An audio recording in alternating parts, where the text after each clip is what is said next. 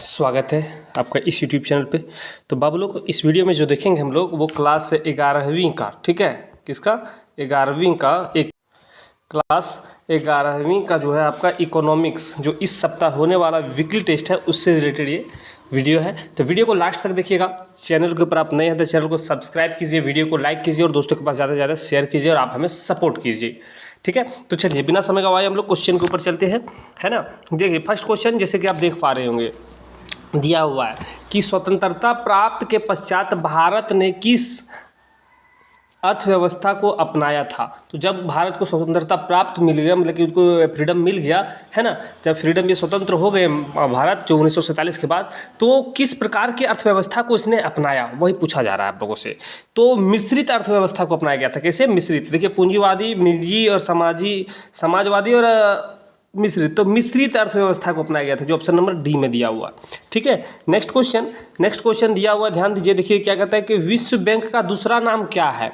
तो विश्व bank, world bank जिसको हम लोग कहते हैं, ठीक है, इसका दूसरा नाम क्या होता है। तो अंतर्राष्ट्रीय मुद्रा कोष, संयुक्त राष्ट्र संघ, एशियाई विकासात्मक बैंक और अंतर्राष्ट्रीय पुनर्निर्माण और विकास बैंक। तो वर्ल्ड बैंक या विश्व बैंक का जो फुल फॉर्म या फिर आप कह सकते हैं कि दूसरा नाम जो इसका होता है वो अंतर्राष्ट्रीय पुनर्निर्माण और विकास बैंक होता है, ठीक है, जो ऑप्शन नंबर डी में दिया हुआ है। नेक्स्ट क्वेश्चन आप देख पा रहे हैं दिया हुआ कि आंकड़ों को जब मतलब कि समय अवधि के आधार पर वर्गीकृत किया जाता है तो क्या कहलाता है। कोई भी आंकड़ा हो और उसको मतलब कि समय के अनुसार उसको बांटा जाता है, ठीक है। समय अवधि इतना दिन में इतना आपको क्लियर करना है, इतना दिन में इतना काम हुआ है, इस प्रकार से जो वर्गीकृत किया जाता है उसको क्या कहते हैं। तो उसको बाबू लोग बताते चले कि उसको क्या कहा जाता है। तो यहाँ पे दिया हुआ मात्रात्मक वर्गीकरण, भौगोलिक वर्गीकरण और कालानुक्रमिक वर्गीकरण। तो ऑप्शन नंबर सी में जो दिया हुआ यही होगा, ठीक है, कालानुक्रमिक वर्गीकरण, ठीक है, ऑप्शन नंबर सी आपका सही हो जाएगा। नेक्स्ट क्वेश्चन जैसे कि आप देख पा रहे हो कि गेहूं की उपज भारत के किस राज्य में सबसे अधिक होती है या किस प्रकार का वर्गीकरण होगा। तो भारत का सबसे पहले तो भारत जो होता है गेहूं, भारत में जो गेहूं है वो किस राज्य में सबसे अधिक होता है, ठीक है, ये तो आपको कमेंट करके बताना है। लेकिन यह किस प्रकार का वर्गीकरण होगा ये हम बताते हैं आपको, वो कमेंट करके बताना है कि भारत में सबसे अधिक गेहूं किस राज्य में होता है। हरियाणा, पंजाब, झारखंड, बिहार, बताएंगे आप लोग कमेंट करके, ठीक है। 4 ऑप्शन भी आपको हम दे दिए। चलिए इसका सही आंसर हम लोग टिक करते हैं कि वर्गीकरण ये इस प्रकार के जो होते हैं इसको किस प्रकार के वर्ग में रखते हैं। तो इसको हम लोग रखते हैं बाबू लोग गुणात्मक वर्गीकरण, काल श्रेणी वर्गीकरण, स्थानिक वर्गीकरण, ठीक है, ऑप्शन नंबर जो सी में दिया हुआ स्थानिक वर्गीकरण, ऑप्शन नंबर सी में, ठीक है, टिक लगाइए। नेक्स्ट क्वेश्चन देखिए, ध्यान दीजिए। दिया हुआ कि भौतिक पूंजी निर्माण कैसी प्रक्रिया है। तो भौतिक पूंजी निर्माण कैसी प्रक्रिया है। तो ऑप्शन जैसे कि आप देख पा रहे होंगे दिया हुआ है ना, तो एक आर्थिक और तकनीकी प्रक्रिया है, या एक आर्थिक और सामाजिक प्रक्रिया, एक सामाजिक और तकनीकी प्रक्रिया, एक सामाजिक और राजनीतिक प्रक्रिया है। तो भौतिक पूंजी, ठीक है, भौतिक पूंजी जो होता है बाबू लोग वो एक आर्थिक भी होता है और एक तकनीकी, उसमें दोनों इंक्लूड होता है, ठीक है। तो आपका सही आंसर ऑप्शन नंबर ये सही हो जाएगा। एक आर्थिक और तकनीकी प्रक्रिया के अंडर में इसको रखा जाता है या आप कह सकते हैं निर्माण किया जाता है, ठीक है। चलिए आगे देखिए, आगे दिया हुआ है कि मानव पूंजी के संबंध में निम्न में से कौन सा कथन सत्य है। तो मानव पूंजी से रिलेटेड यहाँ पे जो एक स्टेटमेंट दिया गया है इसमें से कौन सा सत्य होगा, कौन सा ट्रू है वो आपको बताना फटाक से, ठीक है। तो ऑप्शन जैसे कि आप देखिए दिया हुआ फटफटा के हम लोग देखते हैं। दिया हुआ मानव पूंजी है ना, क्या दिया हुआ है, मानव पूंजी उद्देश्य होता है बाजार में मानव पूंजी को बेचा नहीं जा सकता, केवल सेवाओं की बिक्री की जा सकती है।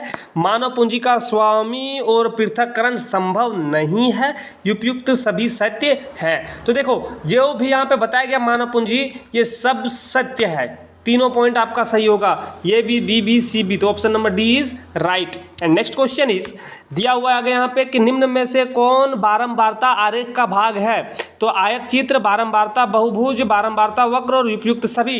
तो बारंबारता आरेख का भाग है, ठीक है। तो बारंबारता भाग का आरेख है, देखिए यहाँ पे आयत चित्र बारंबारता में बनता है, बारंबारता बहुभुज भी होता है, बारंबारता वक्र भी होता है, जिसमें से उपयुक्त सभी जो ऑप्शन नंबर डी में दिया हुआ है।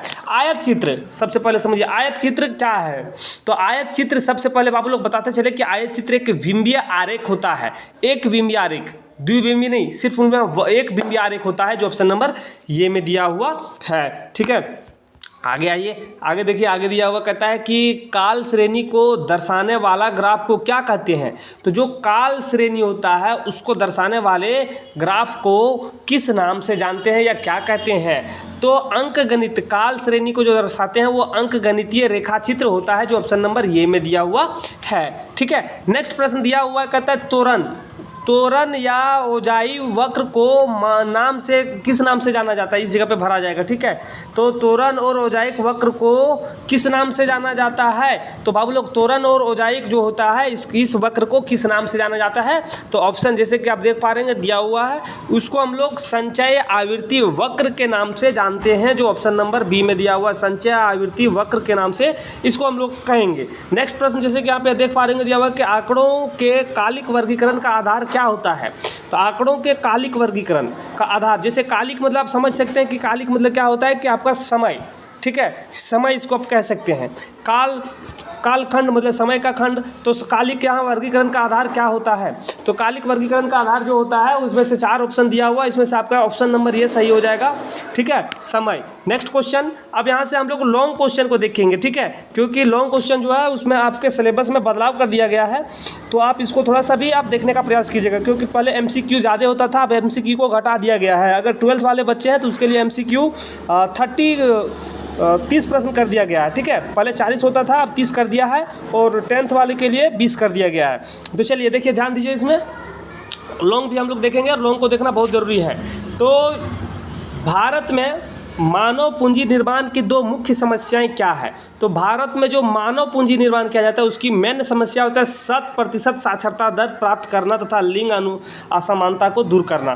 भारत में सबसे पहले जो है तो मानव पूंजी प्राप्त करने के लिए उसके पास एजुकेशन चाहिए, जो एजुकेशन भारत के लोगों में नहीं होता है, तो इस कारण से वो भारत मानव पूंजी निर्माण नहीं कर पाते। दूसरी बात लिंग अनुपात, जैसे कि लिंग अनुपात या लिंग असमानता आप इसमें आप देख सकते हैं, क्योंकि जो लड़का और लड़कियों में भेद किया जाता है ये अगर मिट जाए तो यहाँ पे मानव पूंजी का निर्माण किया जा सकता है। ठीक है, नेक्स्ट प्रश्न है कि दिया हुआ यहाँ पे देखिए, दिया हुआ कहता है कि भौतिक पूंजी तथा मानव पूंजी में अंतर स्पष्ट कीजिए, डिफरेंस बिटवीन भौतिक पूंजी और मानव पूंजी। तो भौतिक पूंजी तथा मानव पूंजी में बहुत सारे अंतर हम लोग लिख सकते हैं। इस प्रकार से आप आंसर इसका लिख सकते हैं, जैसे कि यहाँ पे आप देख पा रहे हैं दिया हुआ मानव पूंजी और एक साइड में भौतिक पूंजी दिया हुआ है। तो मानव पूंजी होता है कि मानव पूंजी होता है का अदृश्य होता है, मतलब कि वो दिखता नहीं है, जबकि भौतिक पूंजी वस्तुओं की तरह दृश्य होता है। भौतिक पूंजी को हम लोग देख सकते हैं, जबकि मानव पूंजी को हम लोग नहीं देख सकते। मानव पूंजी कहते हैं किसको बाबू लोग, जैसे कि हमारे अंदर में कुछ क्वालिटी है। अगर हम एक टीचर है तो टीचर है तो हमारे अंदर में जो भी एजुकेशन आप जान नहीं सकते हैं कि इसके अंदर में क्या एजुकेशन है नहीं है, तो ये हो गया आपका मानव पूंजी। जबकि भौतिक पूंजी अगर हमारे पास कुछ वस्तु है, जैसे मोबाइल है, तो इस मोबाइल के बारे में आप सब कुछ जानते हैं, इसको भौतिक पूंजी हम लोग कहते हैं।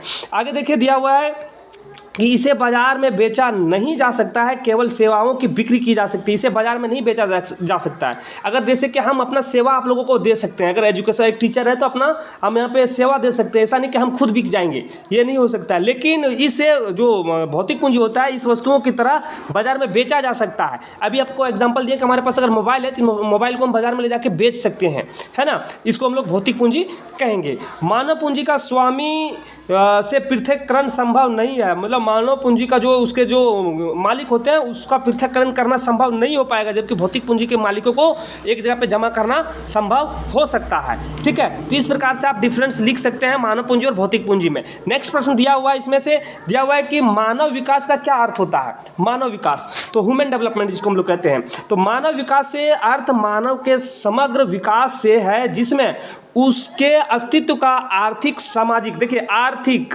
अस्तित्व का जो उसको जिंदा रहने के लिए आप कह सकते हैं, उसको स्टेबल रहने के लिए उसको आर्थिक, सामाजिक और राजनीतिक तथा आध्यात्मिक पहलुओं शामिल होता है। इस विचार पर आधारित है शिक्षा और स्वभाव या स्वास्थ्य, हम लोग कह सकते हैं कि मानव कल्याण के अभिन्न अंग होते हैं, क्योंकि यह मानव जीवन में गुणवत्ता को बढ़ाता है। इसी को मानव विकास हम लोग कहते हैं। मतलब कि मानव में जो डेवलप, आपको जिंदा रहने के लिए जो आप काम करते हैं, ठीक है, आपको स्टेबल रहने के लिए जो भी वर्क आप करते हैं वो मानव विकास कहलाएगा। ठीक है, आपके अंदर में कितना पोटेंशियल बढ़ रहा है। नेक्स्ट प्रश्न है, ये प्रश्न VVI प्रश्न है, इसको ध्यान से आप देखने का प्रयास कीजिएगा। ठीक है, थोड़ा सा जूम कर देते हैं ताकि साफ साफ बड़े अक्षरों में दिखे आपको। दिया हुआ यहाँ पे प्रश्न कि सारणी में प्रयुक्त वर्गीकरण के विभिन्न प्रकारों को बताइए। तो सारणी में आंकड़ों का वर्गीकरण 4 प्रकार से होता है। जो भी सारणी बनाया जाता है और उसका वर्गीकरण किया जाता है उसको 4 प्रकार से किया जाता है। गुणात्मक आधार पर, एक मात्रात्मक आधार पर, कालिक आधार पर, मतलब जिसको हम लोग समय आधार कहते हैं, ठीक है, और एक स्थानिक आधार पर, जो हम लोग लोकेशन जिस तरह से होता है उस आधार पर हम लोग करते हैं।